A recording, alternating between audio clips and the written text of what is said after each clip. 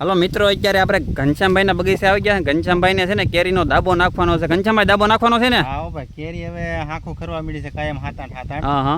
અને કેરી આપણે જો આ દાબો નાખવા માટે વાહ ભાઈ વાહ. ઘનશ્યામભાઈ તો ભાઈ ચાલુ કરી દીધું છે દાબો નાખવાનું. જોવો તમારે કેરી કેમ છે? કેરી કઈ ઘટે નહીં હો ભાઈ. જો વાહ વાહ, બધી પાકી ગઈ ઘનશ્યામભાઈ. એટલે હવે કેટલા દિવસમાં પાકી જાય ઘનશ્યામભાઈ? હા, 4-5 દિવસમાં. તમે એ કેરી જોવો, તમે એ પોસીસ છે. હા એવું છે. ઓહો વાહ ભાઈ વાહ. કેમ પણ બાકી? વાહ ભાઈ વાહ. આમ જો મિત્રો કાંઈ ઘટે નહીં હો. કેસર કેરી મિત્રો. હવે જો કેરીની સિઝન આવી ગઈ છે. કેરી હવે કાયમની 4-5 આંબે પાકી જાય છે.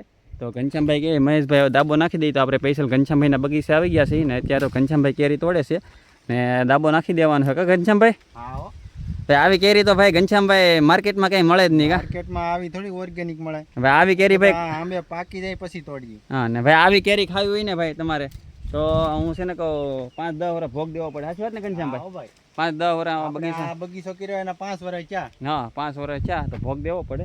અત્યારે તો ઘનશ્યામભાઈ પાસે જો કેમ પણ એ ઘટે 5 કિલો મોકલાવું. 5 કિલો મોકલાવો.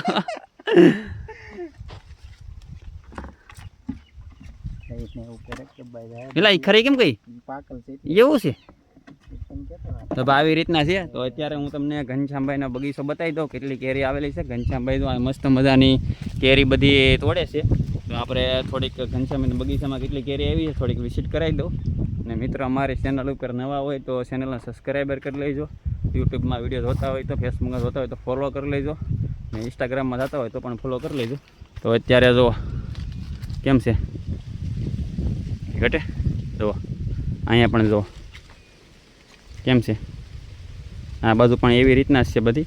આ બાજુ અંદર આવીને તમને અત્યારે બતાવું તો તમે કહો કે ભાઈ આવી કેરી તો તમે કંઈ જોઈ નહીં હોય. આમ જુઓ એ કેરી કેટલા લુરખા છે તો કેરીને 2-3, 4 ને આ બાજુ ઉપેર જુઓ તમે કેટલા લુરખા છે. ઉપેર તો સડાય નહીં અગર તમને બતાવો સામે જો કેટલા કેરીના છે. એ કેરી 10 કેરીના લુરખા છે.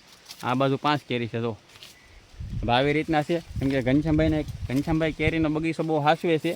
એટલે ઘનશ્યામભાઈ તો અત્યારે જમાવટ પણ કંઈક આમ અલગ પ્રકારની છે. લુંખા એવા કેવા ધરાકના લુંખા એવા. માર્કેટમાં કેરી ઘનશ્યામભાઈ કઈ આવતી જ નથી હો. અને કેરી તમે આ કેરી જો, આ ફળની સાઈઝ જુઓ તમે ખાલી. વાહ ભાઈ વાહ. કેમ છે? આ કમસે કમ કેટલા ગ્રામનું ફળ હશે? 500 ગ્રામ સુધીનું ફળ હશે અંદાજિત 500 ગ્રામ એમને. વાહ ભાઈ વાહ. કેમ પણ ફળ આવું તમને ક્યાંય જોવા મળે માર્કેટમાં? તમને માર્કેટમાં ભાઈ ક્યાંય જોવા નહીં મળે ભાઈ. જોવો તમારે નાની કેરીઓ આવતી હોય. નાની કેસર કહેવાય. જમ્બો ઓરિજિનલ કેસર કેરી કા? હા એમ. તો અત્યારે ભાઈ જો તમને ઘનશ્યામભાઈ નાખે છે દાબો તોડે છે ને અત્યારે આ બાજુ પણ એવી રીતના છે. આમ જો માર્કેટમાં તમને ક્યાંય કેરી જોવા નહીં મળે. આમ જો તમારે 5 કેરીઓ જો 5 કેરીનો લોરકો છે. આ બાજુ પણ એવી રીતના છે. જો આ બાજુ પણ આમ જો બધી લા મતલબમાં બધી તોડી લેવાની છે. ઘનશ્યામભાઈ જો તોડવાનું ચાલુ છે. ઘનશ્યામભાઈ હા ભાઈ જો આપણે દાબો નાખી દેવાનું છે. તો મિત્રો હાલો હવે દાબો નાખવાનું ચાલુ કરી દઈ પછી તમને પાછું બતાવી કેટલી તોડી કેરી. હાલો મિત્રો, આજે એટલી કેરી ઘનશ્યામભાઈના બગીચામાંથી ઉતારી છે. જો ઘનશ્યામભાઈ અંદાજિત કેટલી છે કેરી? અંદાજિત 8-10 કિલો હશે. 8-10 કિલો હશે.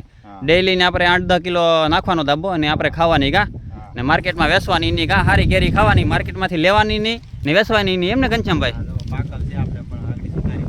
વાહ ભાઈ. આ બધી આમ જો કેરી લટકે છે ભાઈ. કેરી લાટશે મતલબમાં અમારે છે ને 2-3 મહિના એક કેરી ખાવાની હોય. એક દિવસમાં પૂરું ન કરવાનું હોય. એટલે એટલી કેરી નાખવાની કાંઈ ઘનશ્યામભાઈ 10-15 કિલો. તો મિત્રો જો આવી કેરી છે અમારે. તમારે કેવી કેરી ખાવા મળે છે જરાક કમેન્ટ કરજો.